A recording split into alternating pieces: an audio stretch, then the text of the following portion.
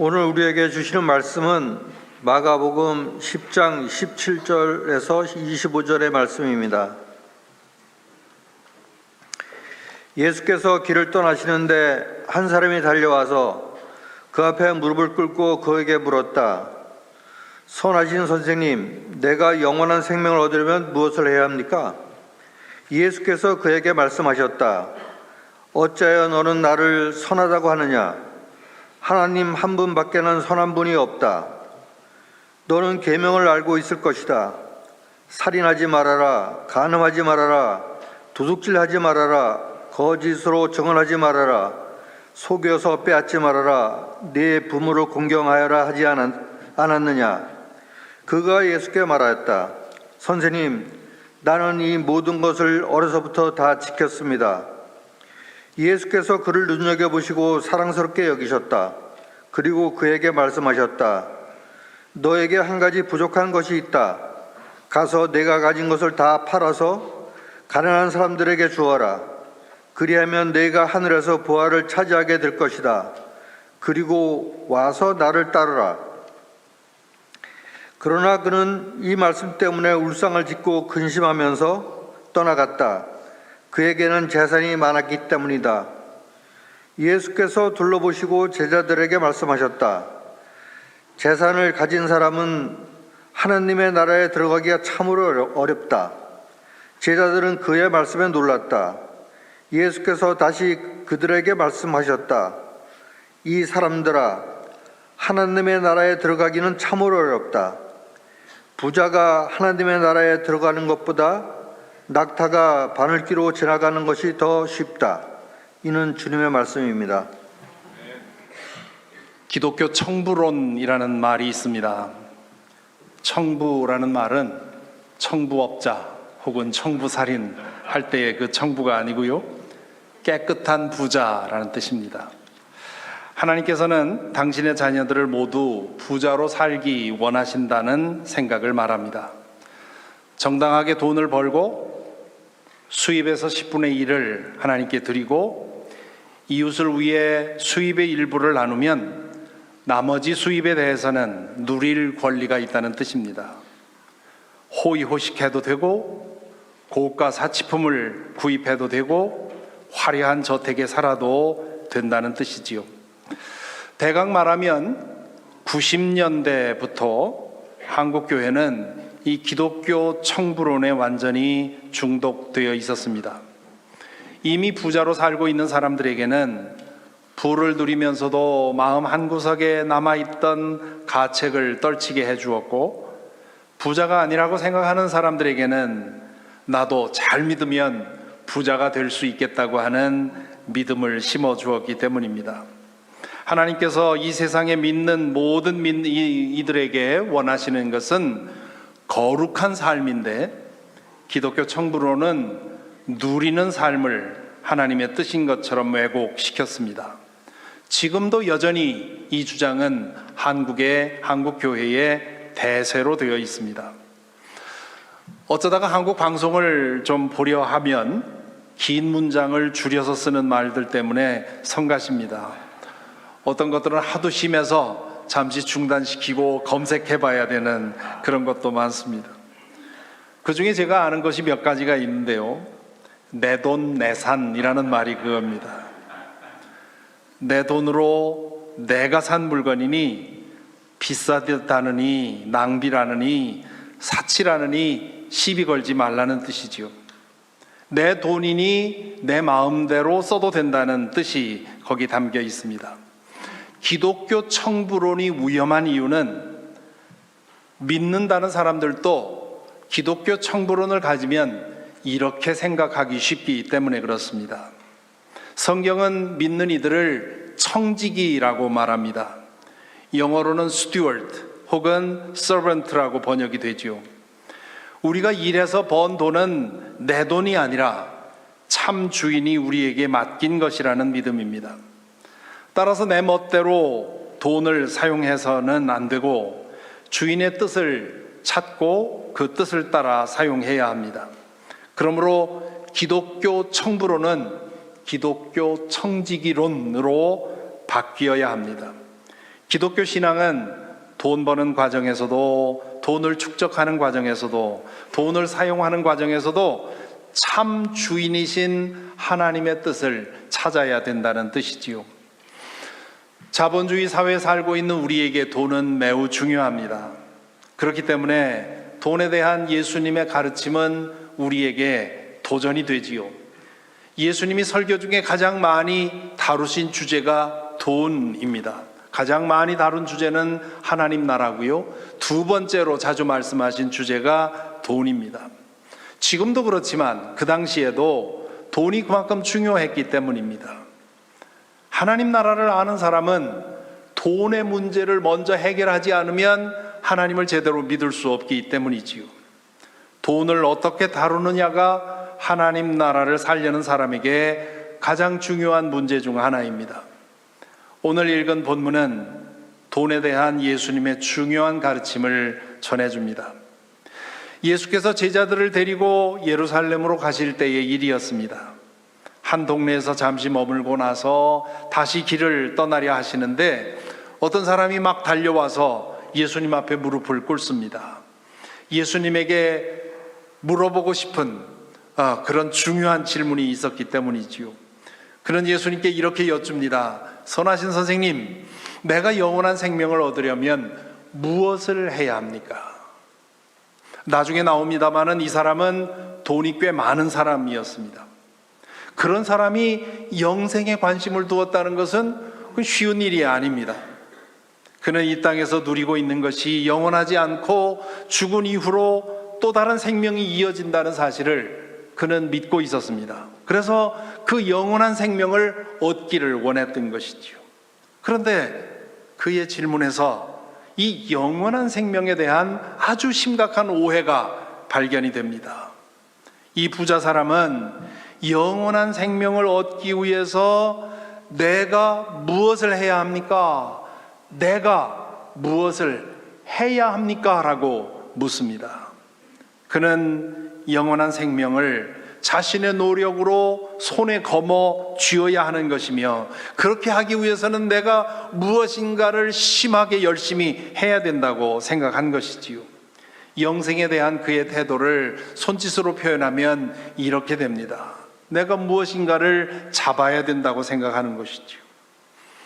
그 부자 사람의 질문에 대해서 예수님은 이렇게 먼저 대답을 하십니다. 어찌하여 너는 나를 선하다고 하느냐? 하나님 한 분밖에는 선하신 분이 없다. 얼른 보면 예수님이 나는 선하지 않다 이렇게 말하는 것처럼 보입니다. 하지만 이 부자 사람이 생각하는 선함과 예수님이 말씀하시는 선함이 같은 뜻이 아닙니다. 이 부자 사람이 생각한 선함은 우리가 보통 사람을 두고 얘기할 때 저 사람은 참 선한 사람이야, 저 사람은 악한 사람이야 이렇게 말할 때의 개념입니다. 저도 선한 사람, 착한 사람이라는 칭찬을 많이 듣고 자랐습니다. 믿거나 말거나. 이걸 가지고 자복이라고 생각하면 안 됩니다. 만일 이 말이 과히 악하지 않은 사람이야, 그저 웬만하면 선하게 사는 사람이야 이런 뜻이라면 저는 이 칭찬을 받아들입니다. 그러려고 노력해 왔기 때문이지요. 하지만 저 사람에게는 악함이 없어 이런 뜻이라면 저는 이 칭찬을 받아들일 수가 없습니다.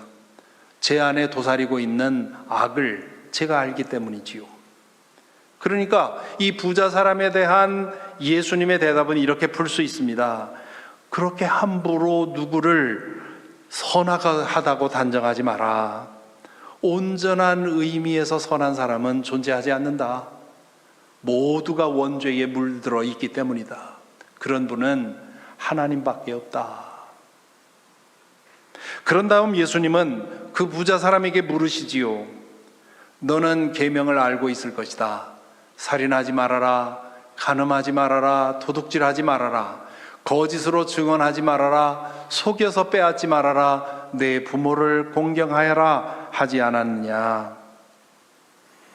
예수님은 이 질문을 영원한 생명을 내 노력으로 거머쥘 수 있다고 생각하는 이 부자 사람의 오해를 깨뜨리기 위해서 전략적으로 주신 말씀입니다. 예수님 말씀하신 이 6가지는 10계명의 사람에 관한 계명, 뒤에 나오는 6개의 계명들입니다. 여담입니다마는 지난 겨울에 하다가 중단한 수요 저녁 줌 성경 공부 즐거운 10계명을 지금 다시 시작했습니다. 실시간으로 참여하시거나 아니면 영상을 통해서 이 10계명 안에 담겨 있는 그 심오한 의미를 공부하실 수 있기를 바랍니다. 10계명의 후반부, 즉 사람과의 관계에 대한 계명을 잘 지키고 있는지를 물으시자 이 부자 사람은 자신 있는 음성으로 이렇게 대답합니다. 선생님, 나는 이 모든 것을 어려서부터 지켜왔습니다. 마가는 이 대답을 듣고 예수님이 그를 눈여겨보시고 사랑스럽게 여기셨다라고 적어 놓았습니다. 이 부자 사람의 말이 진심이었던 것이지요. 혹시 이 대답을 보고 와, 이 사람 그래도 상당한 수준이네 이렇게 생각하실 분이 있는지 모르겠습니다만, 율법을 지키는 것으로 하면 아마 여러분도 대부분은 이 사람 정도는 살았을 것입니다. 율법의 형식을 지키는 것만으로 생각하면 그러면 율법을 지키는 것은 비교적 쉽습니다. 이렇게 사는 분들은 나만큼만 살라고 해, 이런 생각을 하기가 쉽지요. 그래서 율법대로 사는 사람들은 자기의에 빠지기가 쉽습니다. 이 부자 사람은 예수님의 미소를 보고 안심했을지 모릅니다. 그때 예수님은 풍선처럼 부풀어 오는 그 사람의 자신감을 아주 날카로운 말씀으로 던져서 찔러 터뜨립니다. 너에게는 한 가지 부족한 것이 있다.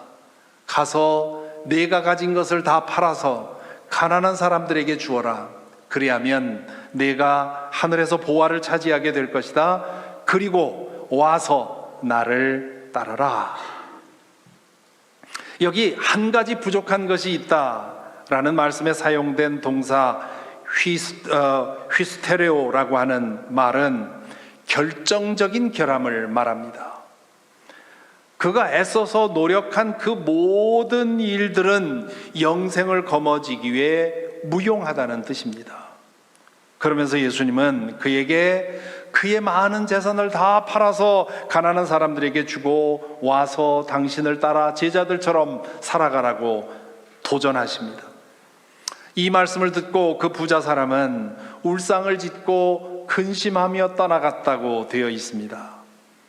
자신이 그동안 쌓은 그 어릴 때부터 율법을 지켜오면서 쌓은 그 모든 노력이 영생을 거머쥐기에 아무 소용없다는 이 말이 그에게는 너무나 충격이었을 것입니다. 또한 그는 그 많은 재산을 버리고 싶지 않았습니다. 그로서는 감당할 수 없는 도전을 받고 그는 울상을 짓고 영생을 내가 얻지 못하면 얻지 않아 하는 그런 마음으로 돌아갔다는 뜻입니다. 이 말씀이 기록된 이후 지난 2000년 동안 그 부자 사람에게 주신 예수님의 명령은 말씀을 사모하는 사람들에게 커다란 궁금증의 원인이 되었습니다. 가진 재산을 다 팔아서 가난한 사람들에게 주지 않으면 하나님 나라에 들어갈 수 없다고 하는 이 명령이 믿는 사람이면 누구에게나 해당하는 것처럼 그렇게 보이기 때문입니다.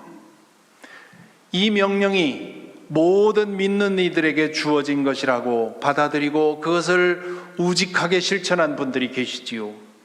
아시시의 성자 프란시스코가 대표적인 분입니다.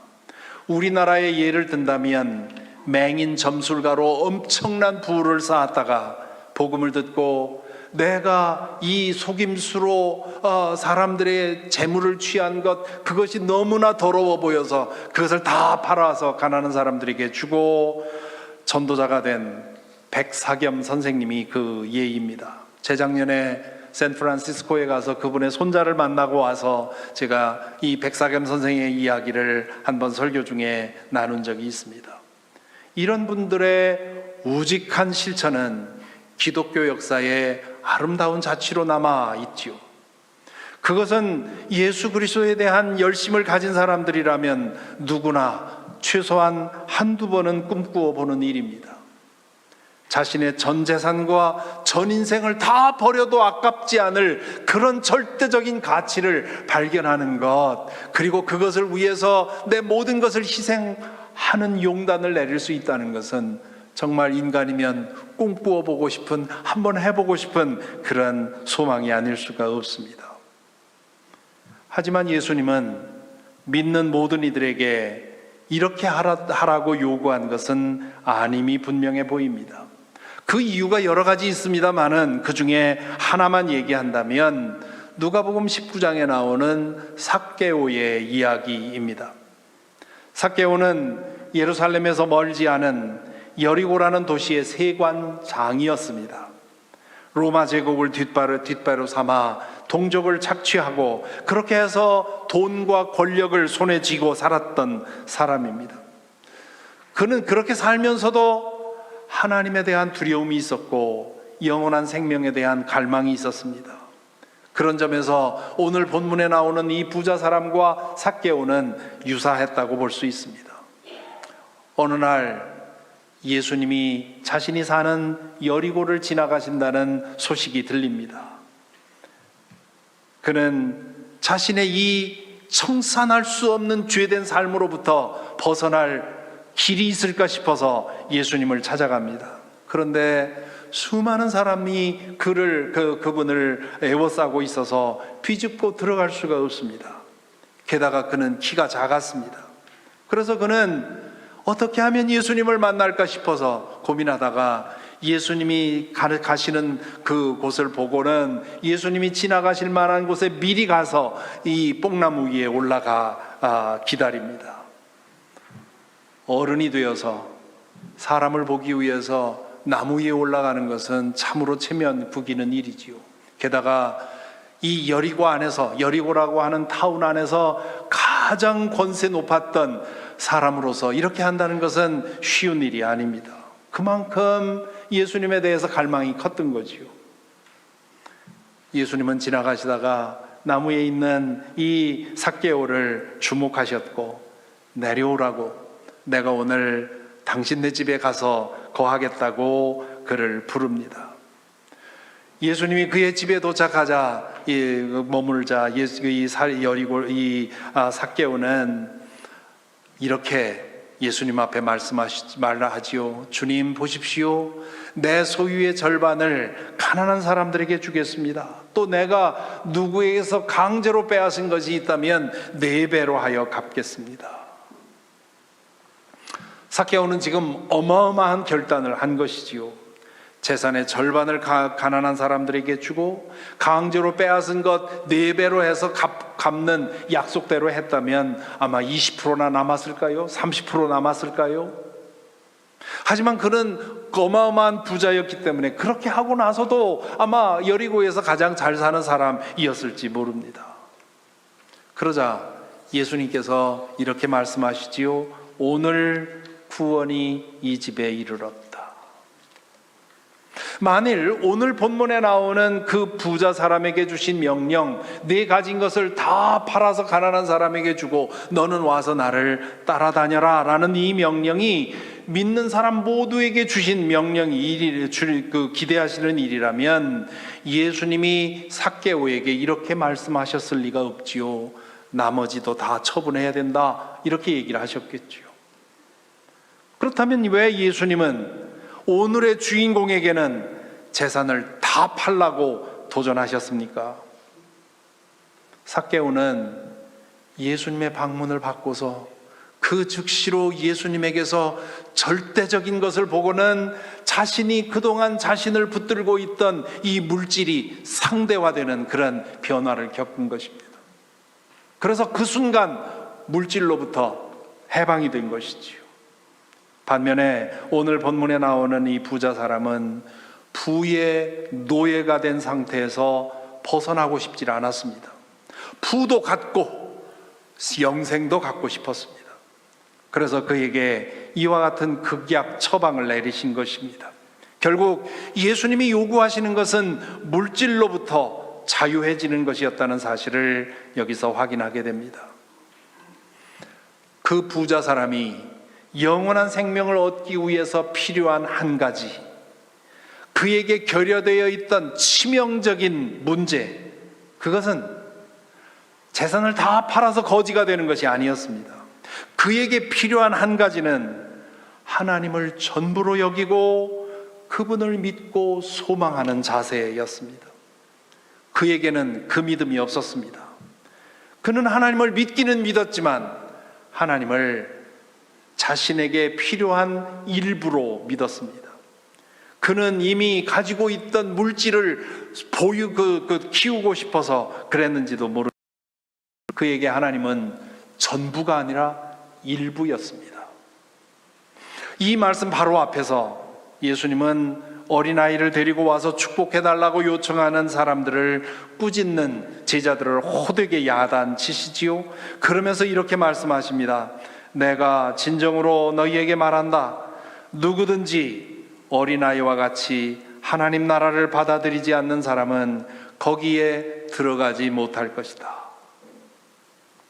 어린아이와 같이 하나님 나라를 받아들인다 하는 말은 이 땅에 바랄 것이 아무것도 없어서 하나님 나라만을 전적으로 바라는 그런 태도를 말합니다. 하나님이 아니고는 아무런 소망이 없다고 하는 그런 태도지요. 하나님이 없다면 내 이 가진 것 이거 아무것도 아니라고 하는 사실을 알고 인정하는 태도를 말합니다. 이 부자 사람에게는 그 믿음이 결여되어 있었습니다. 하나님이 전부가 되지 않으면 하나님에게 행하는 모든 신앙의 행위는 결국 자기 자신을 위한 것이 됩니다.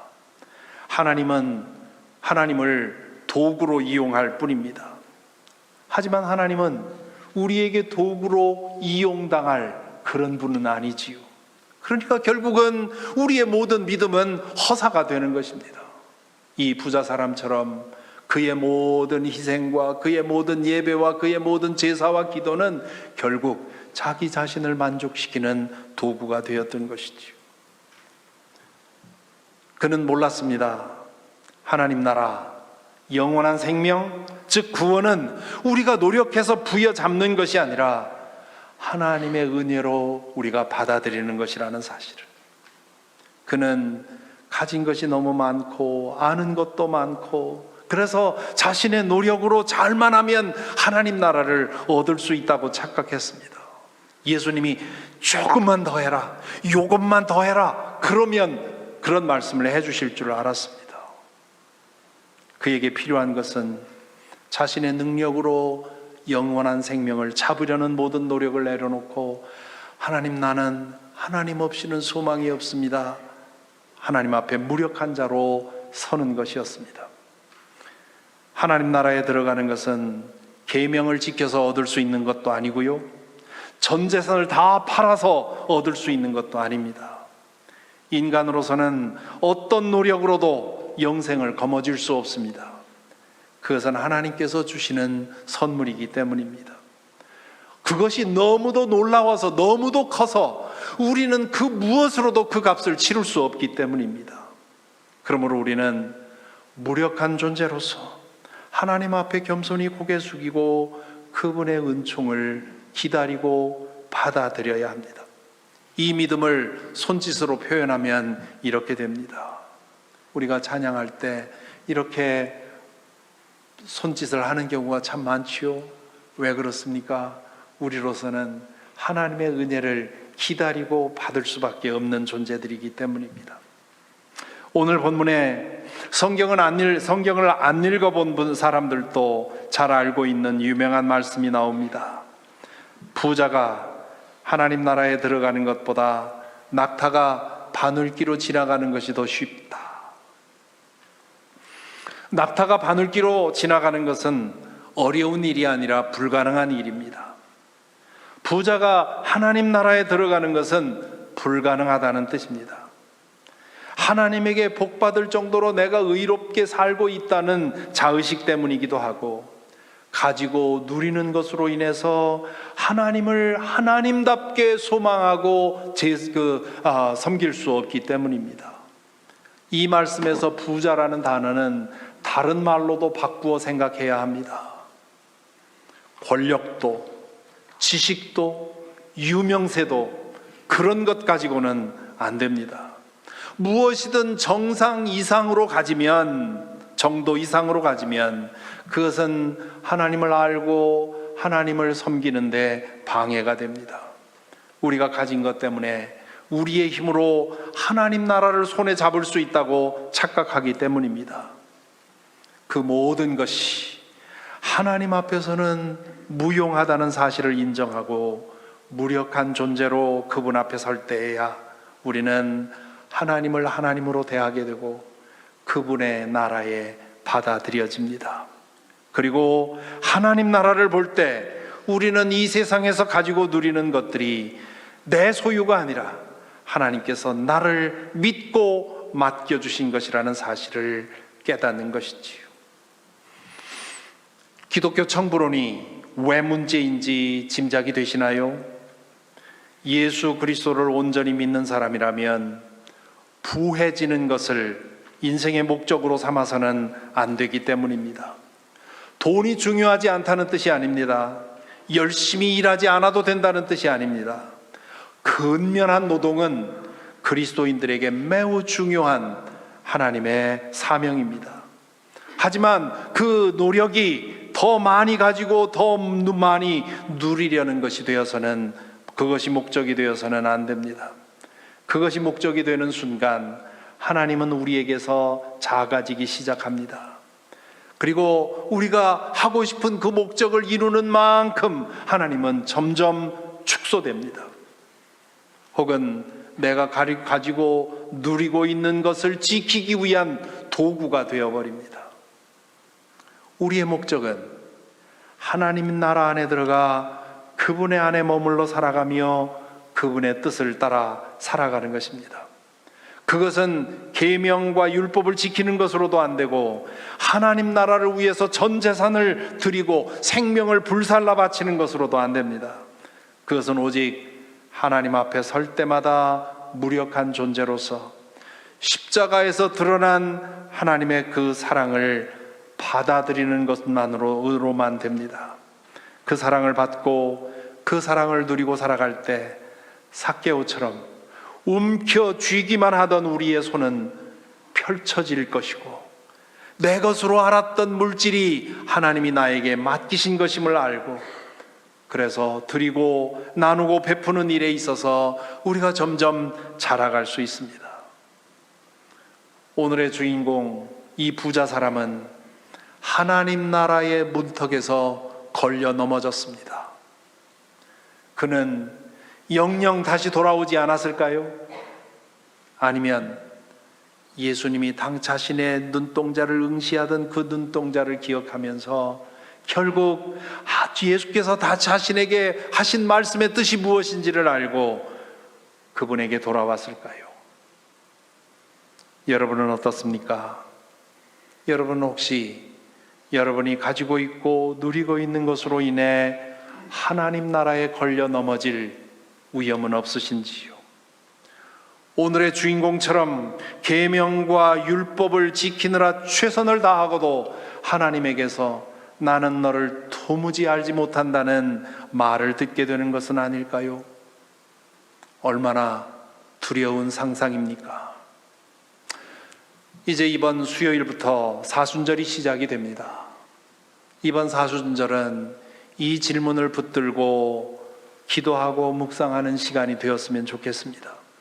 그래서 십자가를 통해서 드러난 그 하나님의 사랑을 우리가 제대로 보고, 그 사랑을 통해서 우리가 그동안 붙들려 있던 이 세상의 모든 것들이 상대화되는, 그래서 진정한 영적 자유를 누리며 하나님께서 우리에게 맡겨주신 시간과 물질과 우리의 능력과 우리의 지식과 우리의 모든 것들을 청지기로서 하나님 나라를 위해 사용하는 그런 거룩한 청지기로 변화될 수 있기를 간절히 기원합니다. 기도하겠습니다. 이 시간 성령께서 말씀을 통해 우리의 마음에 들려주시는 음성에 귀를 기울이십시다. 먼저 주님을 향한 우리의 마음이 어떠한지 생각해 보십시다.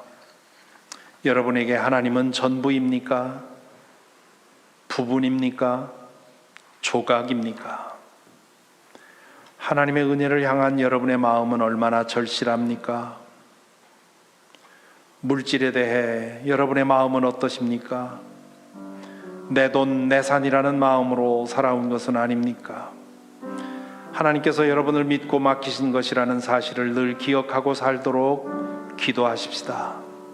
우리가 이미 받은 은혜가 너무 커서 드리고 나누고 베푸는 일에 있어서 잘하도록, 특별히 이번에 이 사순절 기간 동안 주님께서 우리로 하여금 십자가를 바로 보게 하시고 예수 그리스도 한 분으로 충분한 그런 믿음이 되어서 이 세상을 살되 어느 것에도 매이지 않는 그런 진정한 자유인으로서 거룩한 청지기로서 살아갈 수 있도록 우리 자신을 위해 잠시 기도하겠습니다.